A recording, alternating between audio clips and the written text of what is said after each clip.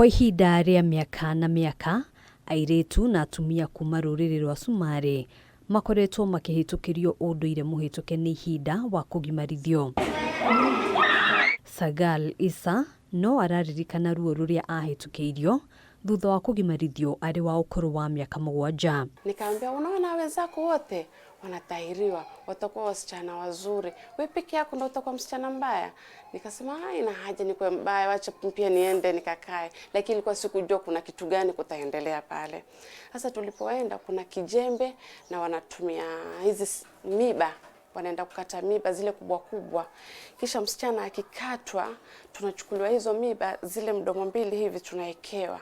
Kama kushona, wao walikuwa hawatumii kitu kushona, lakini wanachukua hiyo miba wanaigiza kwenye ile mwili wetu. Thengia ya kambeini nene iria ikoretwo igithii na mbere ya kuhurana na ũndũire ũyũ, CIiko cia airitu kugimarithio rũrĩrĩ-inĩ rwa Somali no irathii na mbere, ĩndĩ rĩu makigarũrĩra njĩra cia hau kabere cia kugimarithia airitu. Wanakuambia hiyo ni faraoni na hii ni sunna.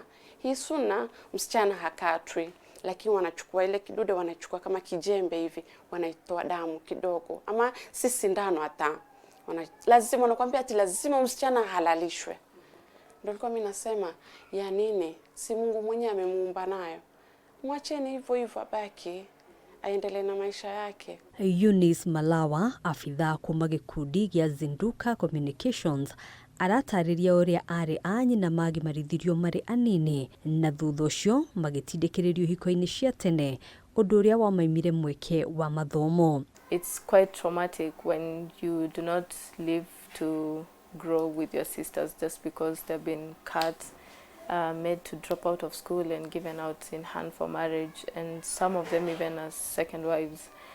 So this has always been like my driving force to working with the communities to eradicate these harmful cultural practices. Gĩkundi gĩkĩ gĩkoretwo gĩgĩtongoria kambeini ya kũhũrana na ciiko ici makĩria kaunti-inĩ ya Kuria na Migori. The government in Kuria has really done a lot of, they tried to arrest in the beginning, but it was quite out of hand, and the people are running around with machetes, and when the police are going for the arrest or to rescue the girls, they can be attacked sometimes. Kaunti-inĩ ya Embu, Evangeline Mukami ni ũmwe wa arĩa magereirio ruo rwa kugimarithio mũgarũ na wendi wake. When I went to deliver my first child, I remember I was admitted at a hospital here in Nairobi, and I was in labor, and on examination the nurse was very rude to me.